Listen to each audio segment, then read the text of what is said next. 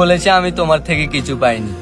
ধ্বংসপ্রাপ্ত একটা জীবন পেয়েছি, নীরবে চিৎকার পেয়েছি, দুইটা চোখে নদী পেয়েছি, মৃত্যুর মতো যন্ত্রণা পেয়েছি। কে বলেছে তোমার থেকে কিছু পাইনি? তোমার থেকে আমি অনেক কিছুই পাইছি।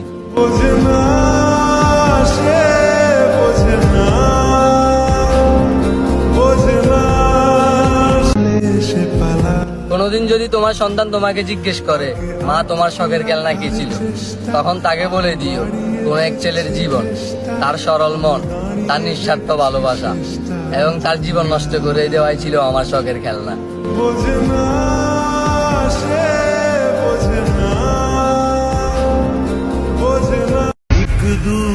কত অন্যায় অপবাদ দিয়ে রেখে গেলে আমায়, অথচ এই জীবনে আমি তোমাকে ভালোবাসা ছাড়া আর কোনো অন্যায় করিনি।